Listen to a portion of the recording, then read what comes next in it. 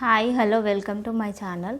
Big బాస్లో మీరు ఇప్పటివరకు చూసిన అన్ని సీజన్స్లో సెవెన్ సీజన్స్ అండ్ ఒక ఓటీటీ అన్ని సీజన్స్లో గెలిచిన విన్నర్స్లో మీకు ఎవరు జెన్యూన్ అనిపించారు, ఎవరు కన్నింగ్ అనిపించారు? అంటే ఓన్లీ గెలవడం కోసమే వాళ్ళ క్యారెక్టర్ని మార్చుకొని లేకపోతే అప్పటి వరకు నటించి గెలిచారు, ఎవరు నిజంగా జెన్యూన్గా ఉండి ప్రేక్షకులకు నచ్చి వాళ్ళు గెలిచారు? అది ఈరోజు నేను మాట్లాడదాం అనుకుంటున్నా. అంటే ఇది నా ఒపీనియన్, మీ ఒపీనియన్ ఏంటో కమెంట్స్లో చెప్పండి. ఫస్ట్ సీజన్ విన్నర్ వచ్చేసి శివబాలాజీ చాలా జెన్యున్గానే ఉన్నట్టు అనిపించాడు నాకు. చాలా కోపం ఎక్కువ ఆయనకి, కానీ చాలా మంచోడు. వంటలన్నీ ఆయనే చేసేవాడు. ఫస్ట్ సీజన్లో ఎప్పుడు చూసినా కిచెన్లో ఉండేవాడు. వెరైటీ ప్రేక్షకులకు తెలియని వంటలు, ఇంట్లో కంటెస్టెంట్స్కి తెలియని కొత్త వెరైటీలు కూడా చేసి పెట్టేవాడు. కానీ ఒకసారి వాటర్ రావట్లేదని బిగ్ బాస్ టీం మీద చాలా కోపం చూపించాడు. కెమెరాలకు వాటర్ చూపిస్తూ వాటర్ రెడ్ కలర్లో వచ్చాయి సంథింగ్. ఇలా మా మీద డబ్బులు సంపాదించుకుంటూ మాకు ఇలాంటివి పంపిస్తారా అని చెప్పేసి అడిగాడు చాలా సీరియస్గా. సో చాలా కోపం ఎక్కువ, కానీ చాలా మంచోడు. నిజంగా ఆయన బయట ఎలా ఉంటాడో లోపల కూడా అలానే ఉన్నాడు.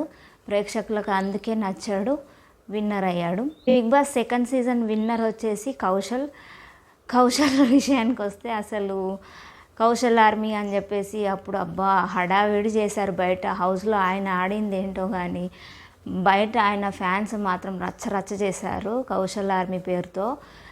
కౌశల్ అయితే నాకు కన్నింగ్గానే అనిపించింది, ఇది నా ఒపీనియన్. నిజంగా అప్పుడు ఉన్నంత కౌశల్ ఆర్మీ ఇప్పుడు ఉందా అంటే లేదనే చెప్పుకోవాలి. ఎందుకంటే ఆయన ఏంటో ప్రేక్షకులకు అర్థమైపోయింది బయటకు వచ్చాక నేను అది చేస్తా, డబ్బుతో ఇది చేస్తా అని చెప్పేసి ఏది చేయలేదని చెప్పేసి డిబేట్లు, న్యూస్లు చాలా వచ్చాయి ఆయన గురించి. సో కౌశల్ అయితే ఎవరికి నచ్చలేదు హౌస్లో నచ్చకపోవడం కూడా ఆయనకి ప్లస్ అయింది. నన్ను ఒక్కరిని చేశారు, నన్ను కార్నర్ చేశారు అని చెప్పేసి సింపతి పొంది బయట ఆర్మీ క్రియేట్ అయ్యేంత చేశాడు లోపల. సో కౌశల్ అయితే నాకు అంత జెన్యున్గా అనిపించలేదు. కాకపోతే ఆయనను ఒక్కడిని కార్నర్ చేయడం వల్ల జనాలకు బయట అయ్యో పాపం అని చెప్పి ఒక ఆర్మీగా ఏర్పడి ఆయనకు ఓట్లు గుద్దేశారనమాట ఏకదాటిగా. సో అలా విన్నర్ అయ్యాడు.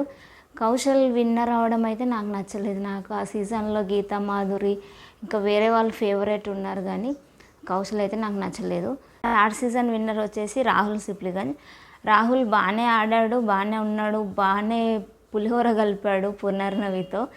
సో పాటలు పాడి ఎంటర్టైన్ చేశాడు, ఒకసారి డ్యాన్స్ కూడా చేశాడు అమ్మాయిలాగా డ్రెస్ వేసుకొని. సో చాలా ఎఫర్ట్ పెట్టాడు. అప్పటి వరకు ఉన్న ఒక ఫేమ్ వేరు రాహుల్కి. అప్పటి నుంచి చాలా ఫేమస్ అయిపోయాడు. బిగ్ బాస్ తర్వాత బయటకు వచ్చాక ఆయన లక్ మారిందని చెప్పుకోవాలి. రాహుల్ అయితే జెన్యున్గానే ఉన్నాడు, కాకపోతే విన్నర్ అయ్యేంత లేదు అనిపించింది నాకైతే. శ్రీముఖి సెకండ్ ప్లేస్లో వచ్చింది రన్నర్అప్గా. శ్రీముఖి విన్నర్ అయితే బాగుండేది అనిపించింది. లాస్ట్లో ఇద్దరు స్టేజ్ మీద నిలబడి నాగార్జున గారు చేయెత్తినప్పుడు శ్రీముఖి అయితే బాగుండేదని అనిపించింది ఆ క్షణం వరకు. కాకపోతే రాహుల్ అయ్యాడు. రాహుల్ ఇంకా కొంచెం ఎక్కువ మంది ప్రేక్షకుల మనసులు గెలుచుకున్నాడేమో. కాకపోతే నాకు అమ్మాయిగా అయితే శ్రీముఖి గెలిస్తే బాగుండేది అన్న ఫీలింగ్ వచ్చింది. ఇప్పటికి కూడా అనిపిస్తుంది, అయ్యో గెలిస్తే అయిపోయేది కదా శ్రీముఖి అని.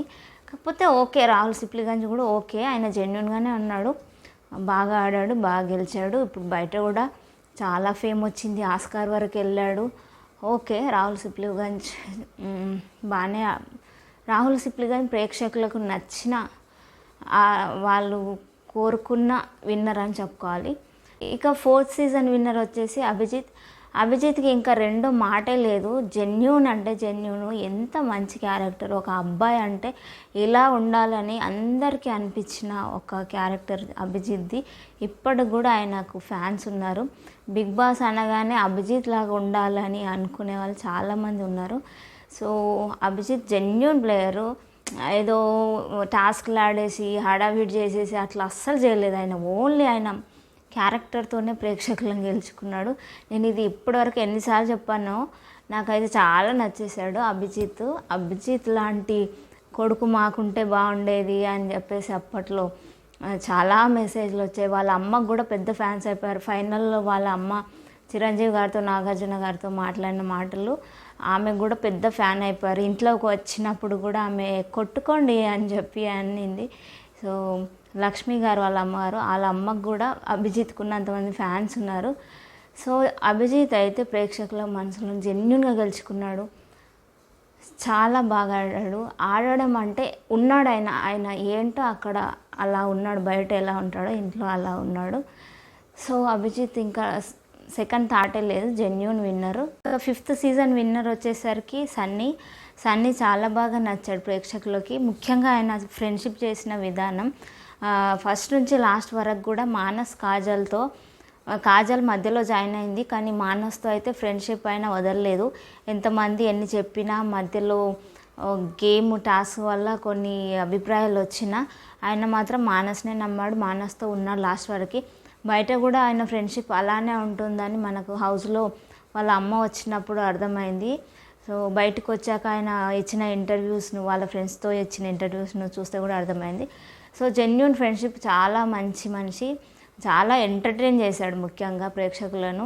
ఆయన అంతకుముందు విజేగా చేశాడు, సీరియల్స్లో చేశాడు, కానీ ఇంత ఎంటర్టైన్మెంట్, ఎంత నవ్విస్తాడని అనుకోలేదు ఎవరు.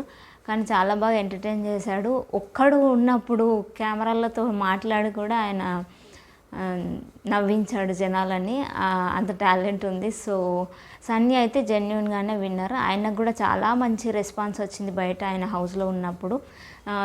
మంచి ఓట్లు పడ్డాయి, గెలిచాడు. Sunny is a genuine winner. తర్వాత 6th సీజన్ విన్నర్ వచ్చేసరికి రేవంత్ అయితే నాకు నచ్చలేదు, పెద్దగా కన్నింగ్ అనిపించింది. ఎందుకంటే ఆయన మాత్రమే గెలవాలి, ఇంకెవ్వరు గెలవద్దు, ఆయనను మాత్రమే పొగడాలి, ఎవరిని పొగడొద్దు, ఇలాంటి క్యారెక్టర్ అనమాట. ఒకసారి నాగార్జున గారు వచ్చేసి గేమ్లో ఫిజికల్ అయ్యాడని చెప్పేసి ఎల్లో కార్డు కూడా ఇచ్చాడు. తర్వాత రెడ్ కూడా ఇస్తాను నెక్స్ట్ వీక్ ఇలా చేస్తే అని కూడా చెప్పాడు.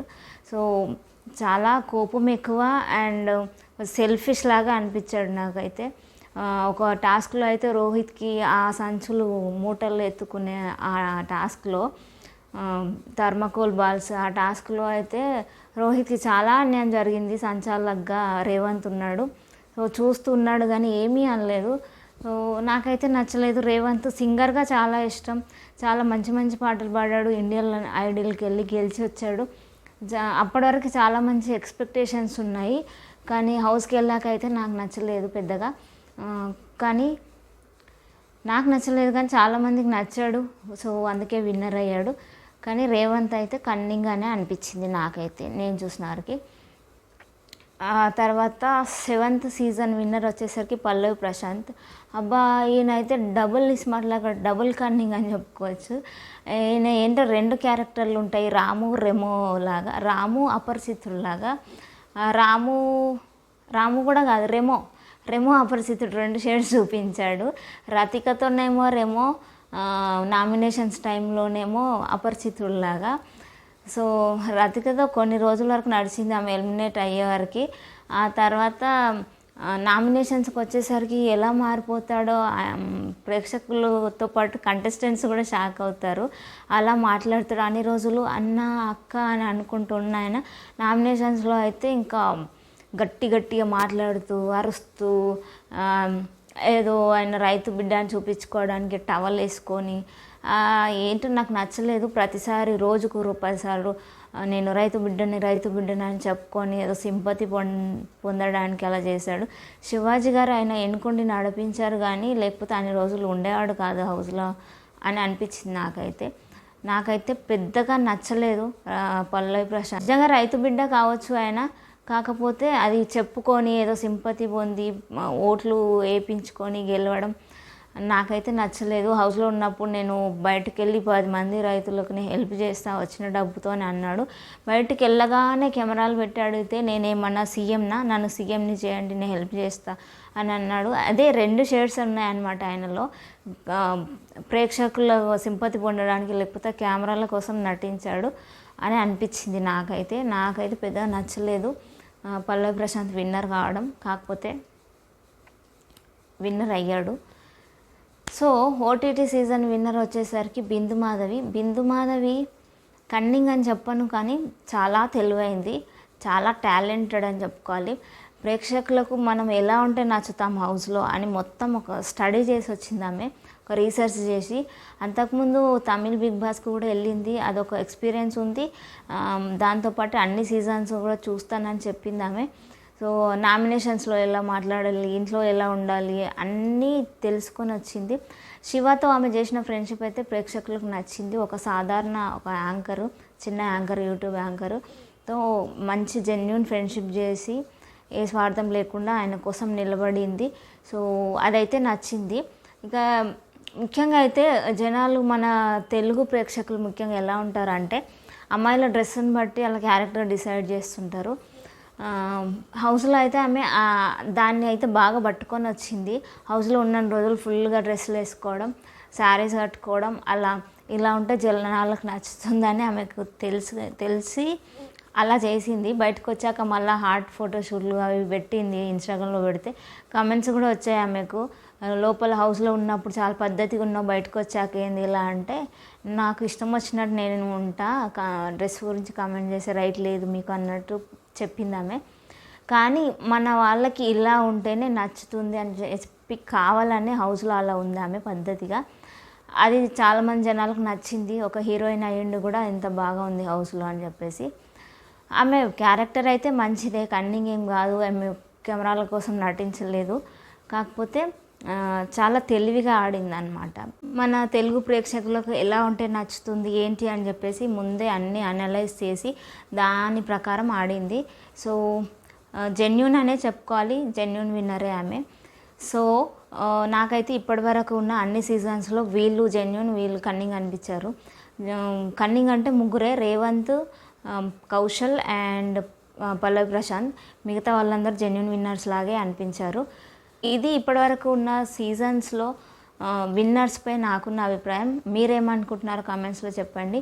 అండ్ నెక్స్ట్ సీజన్ 8 సెప్టెంబర్ 1 నుంచి స్టార్ట్ కాబోతుంది. చాలా ఎక్స్పెక్టేషన్స్ ఉన్నాయి ఈ సీజన్ మీద. ఎంటర్టైన్మెంట్ ఇన్ఫినిటీగా ఉంటుందని చెప్పేసి చాలా ఎక్స్పెక్టేషన్స్ పెంచుతున్నారు. సో ఎవరెవరు వస్తారు, ఎంత ఎంటర్టైన్ చేస్తారు, ఎలా ఉంటుంది షో చూడాలి. రోజు నేను అప్డేట్స్ అండ్ రివ్యూస్ పెడుతుంటాను. Please subscribe to my channel. Thank you so much.